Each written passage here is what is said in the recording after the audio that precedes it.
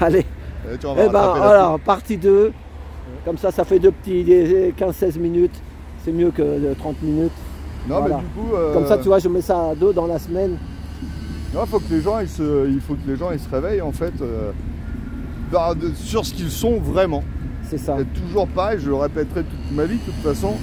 La matière, l'esprit qui doivent en fait être conscientisés quelque part de savoir qui on est, comment on fonctionne et tout ça. C'est ça la réalité en fait. On n'arrivera jamais en fait à sortir les gens du matérialiste, à les rentrer dans la morale et tout le bordel, si ils ne prennent pas conscience de leur partie spirituelle, de leur esprit. C'est compliqué. Et ben c'est pour ça qu'il faut les mettre au pied du mur pour qu'ils y arrivent. Moi j'ai vu un jeune ce matin de 20 ans avec une belle BMW, bon il travaille, hein, mais les jeunes ils rêvent tellement, on les fait rêver avec toutes ces bagnoles, ces gros trucs, ces machins. On leur met 1 ou 2 milliardaires sur internet là, pour leur montrer comme quoi qu'ils réussissent, la réussite c'est ça. Ouais. Et les jeunes après ben... Mais oui, mais quand il aura vécu, qu'il sera saigné pour une vieille bagnole dégueulasse, et ben moi il se dira putain, il aura pris une putain de leçon. Bah c'est ça, mais moi quand j'étais jeune j'avais acheté une Mercedes. Ouais. Quand j'ai fait le taxi j'avais 24 ans. Après j'avais un crédit, j'avais acheté la Mercedes croyant que c'était ça. Et quand je suis monté sur le périphérique, j'avais l'impression d'être comme tous les autres cons dans la... Bah oui. Et surtout après pour faire le le taxi quoi. Bah oui. Mais bon ben c'est ce qu'on nous met dans la tête. Hein. Ah bon, on se fait avoir. Moi j'ai un collègue, il a acheté une Audi R8, voiture de course carrément. Pardon? Oui mais on n'a pas de gilet jaune. On a...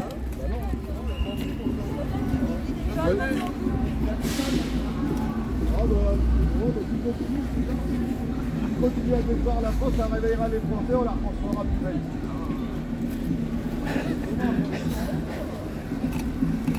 T'es costaud quand même. Et donc du coup... Ouais, on parlait des jeunes, les jeunes c'est pas facile non plus. Hein. Ouais. Ah bah ouais, c'est pas jeunes... facile. Ouais c'est ça, mais c'est pas grave, ça fait partie de la Enfin moi ce que j'espère c'est qu'ils fassent pas comme là-bas dans le pays en guerre. Tu sais, qu'on les cherche dans tous les coins. T'as vu, il y a des bagnoles, mais maintenant il paraît que le peuple ukrainien il gueule aussi quand ils voient. Ils en veulent plus mais.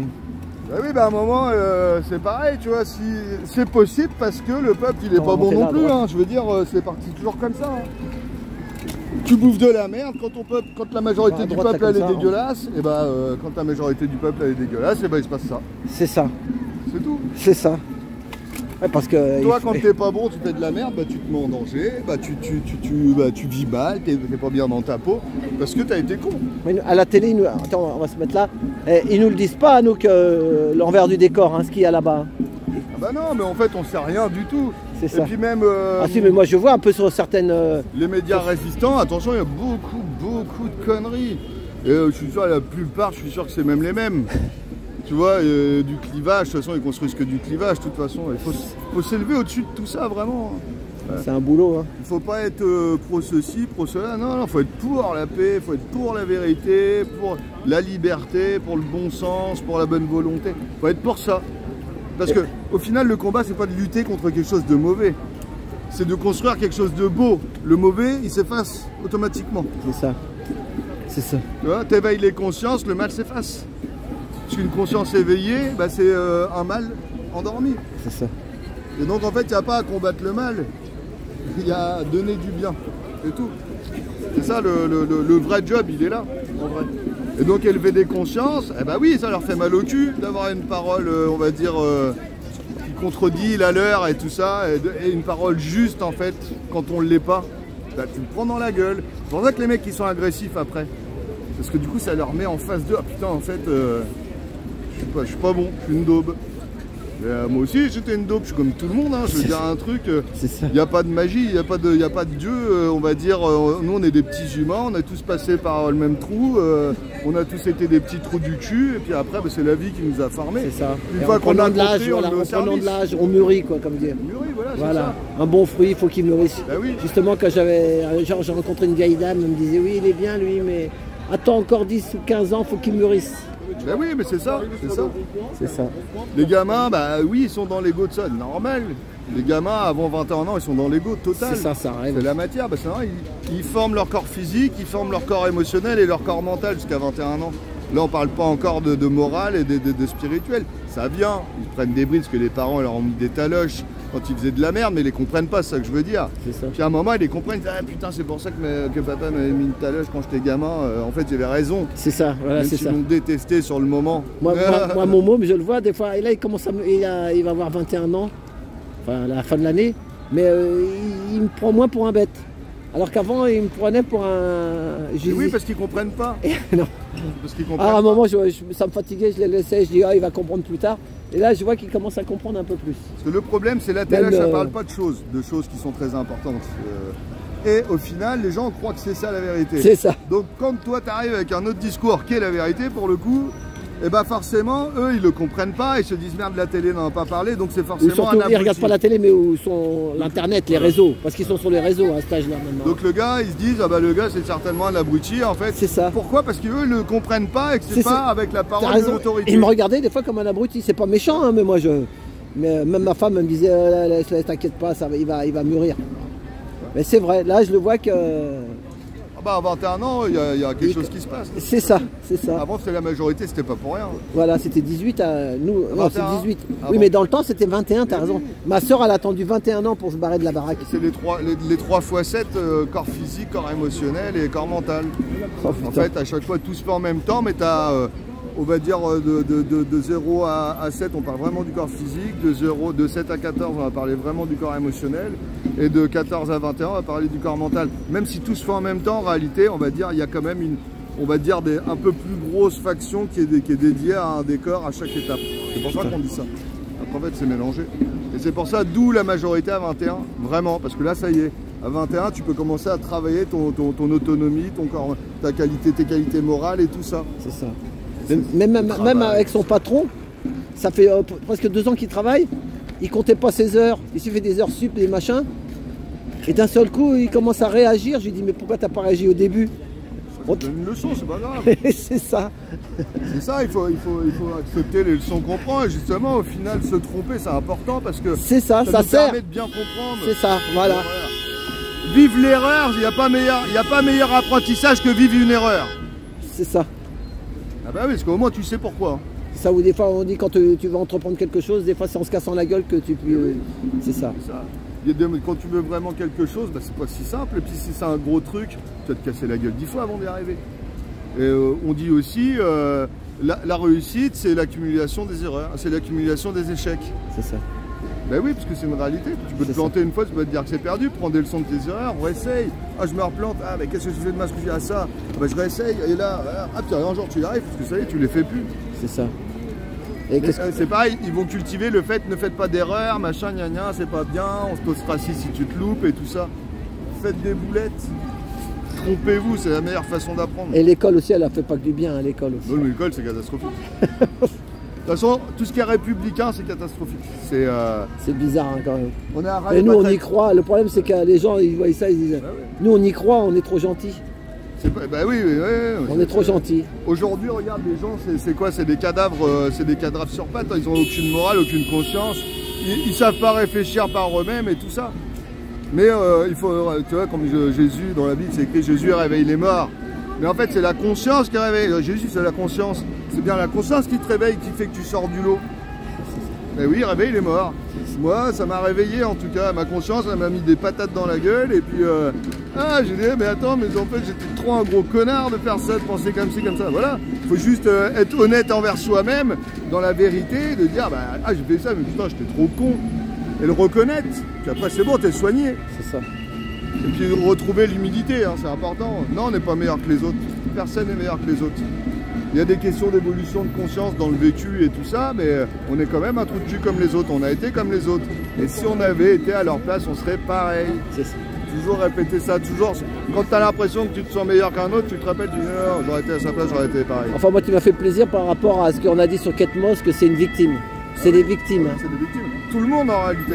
Tout le monde est victime de l'ego. Ouais, mais celle-là, c'est une victime qui veut rendre les jeunes malades et moi j'ai jamais accroché Ouais, à être ça se fan. voit, elle Tu comprend sais, même pas fan. ce qu'elle fait. Moi j'ai jamais été fan, tu sais, d'être devant l'Olympia, machin, demander un orthographe. S'il vous plaît, vous me faites un orthographe. Ouais. Et je me disais, mais qu'est-ce qu'ils attendent là? C'est quoi ça? Parce que j'étais peut-être plus réveillé qu'eux, tu vois.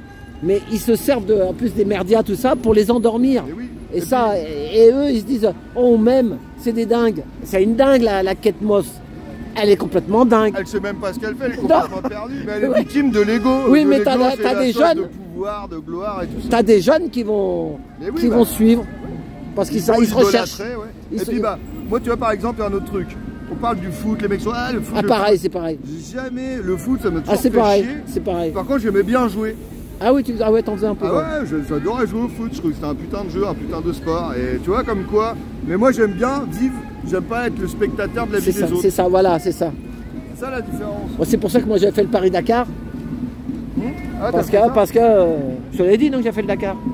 Je sais pas, peut-être, oui. Si, je te l'ai dit, en taxi. C'est sur YouTube, tu fais Paris-Dakar Trotti, D'accord. Paris-Dakar. Mais nous, moi, tu sais comment j'ai fait le Paris-Dakar? Moi, je suis fils d'ouvrier, hein, mais j'ai toujours des idées. J'ai dit à mon pote, on va acheter un 4x4 à crédit et on va marquer taxi sur le toit du 4x4. Et taxi du désert, tu vois. Puis chaque fois que je prenais des gens dans mon taxi, je leur donnais un paplard, je leur disais, bah, on va faire Paris-Dakar. Alors les gens disent, bah, allez voir les entreprises de taxi. Je dis, mais ils veulent pas nous aider. Et on a trouvé le Moulin Rouge. Tu sais, le sponsorisé, quoi. Ouais. Nous, on avait Ouais. acheté le 4x4 à crédit. Et on cherchait, à l'époque, c'était peut-être, ça faisait quoi 15 000 euros, quoi. Mais ça coûte cher, hein, Dakar, hein, la préparation, le machin. bah oui. Mais nous, on n'avait pas l'assistance, on n'avait rien. On l'a fait 3 fois. 2 fois, on a fini, la 3e fois, elle a cramé. Avec mon pote d'enfance. Et on avait été dans un bureau, comme un mec avec des... On avait été... Alors, à l'époque, c'était Chirac à la mairie de Paris. Et moi, je disais, bah, la mairie de Paris va nous sponsoriser, on est taxi parisien. Hein? Bon cul, ouais. Eh, mon cul, ouais. T'es pas Fromac, t'es pas sponsorisé par la. Ah bah, on a vu un gars. Eh, je crois qu'il est mort, le pauvre. Enfin, bon, je peux pas en dire de trop. Mais...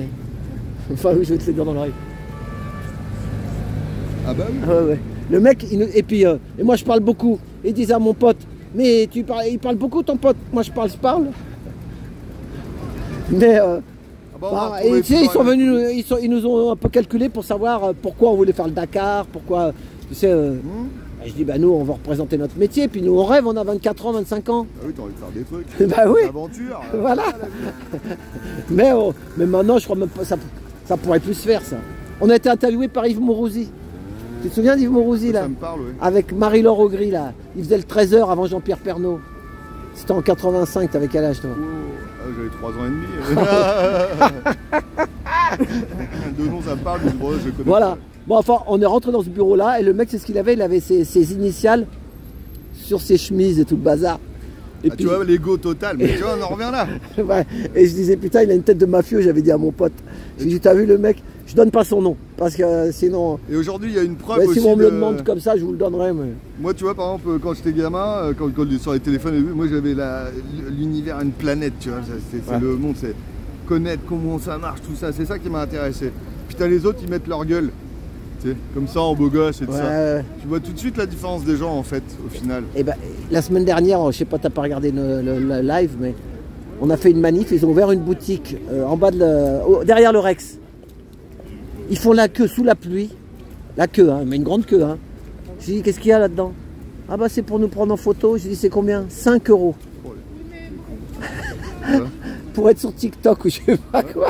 Ils leur mettent un sorte de bonnet d'âne sur la tête. Peut-être pas un bonnet d'âne, mais un truc. Ma femme, elle a fait une recherche pour voir. Mais c'est l'ego, comme tu dis. Et ils font la queue, ils attendaient plein de nanas. Ils étaient là, toutes contentes. Les collabos, mais Bah- tu vois, dans l'histoire, après, regarde, t'auras ceux qui sont pas en photo au Rex. T'as ceux qui auront été gilets jaunes, qui auront vécu une aventure de ouf contre un état tyran et tout le bordel. Et c'est ça, bah voilà. Et parce que- bah moi je préfère ma vie sans Eh ben, ce sans que me je faire fais là, afficher, moi, je le j'en ai dis, rien à foutre, il y en c'est a ni- l'expérience qui est importante. Pourquoi je fais ça? J'ai l'impression que c'est un peu comme le Paris-Dakar, tu sais. Il fallait continuer à avancer, tu vois. Quand des fois, tu étais fatigué, mais tu continues, voilà, tu continues. Et je le dis, hein, on va me prendre pour un dingue, mais ça me fait penser un peu au Dakar. Voilà. C'est une expérience. C'est ça. C'est une vraie expérience et en plus pour le coup, je suis fier moi de me battre pour la liberté, pour la vérité, pour le bon sens. Je suis fier de me battre pour ça. C'est ça. Tu vois, c'est ça. Et puis si je pense à l'avenir, je me dis, il faut, si on veut un monde meilleur, c'est là en fait qu'on crée un monde meilleur. C'est pas en achetant une Tesla ou tu vois ce que je veux dire, comme les bobos par ego, en bouffant vegan ou des conneries comme ça. Eux, pas du tout, ils sont complètement à l'ouest. En fait, jamais ils changeront le monde en fait ils restent comme ils sont. C'est ça. Parce que changer le monde, c'est changer ceux qui font les règles aujourd'hui. Les virer. Attends, tu sais ce que je vais faire? Bah voilà, attends. Oh, ouais, de toute façon, je sais pas si je ouais, c'est bon. Ouais, ouais. Parce que je vais sortir mon parapluie. Ouais. Bon. Donc voilà. Hein. Et ah oui, c'est ça que je voulais te dire, la dernière truc. Demain, il va y avoir une grande manif non à la guerre. Ah, c'est bien ça, c'est où? République ou je sais pas où, mais un gros truc. Hein. D'accord. J'ai vu la personne qui filme là-bas, elle a marqué comme quoi que demain est non à la guerre. Ouais. Donc, il y a un truc non à la guerre à Paris. Et qui c'est qui organise ça? Bah, peut-être Merluche, je sais pas, moi j'en sais rien. Oh, mais c'est bien quand même, de toute façon là, pour le coup j'irais bien, même si c'est Merluche. Mélenchouille, les francs-macs, c'est un franc-mac comme les autres. Ouais. Et non, ouais, pour le coup, bah, si c'est non à la guerre, ah oui. C'est ça, donc il y a un truc demain non à la guerre. Moi je suis un peu fatigué, mais donc... La guerre c'est contre nous-mêmes, la première qu'il faut gagner. C'est ça. Et après, c'est parti mon kiki, on devient solide, je te le dis. Il n'y a plus rien qui nous choque, il n'y a plus rien qui nous traumatise, il n'y a plus de peur, il n'y a plus tout ça. Et ben voilà. Bon merci Adrien. Trouver les troupes. Voilà, ouais. Allez, ciao tout le monde. Allez, et ben à plus, merci.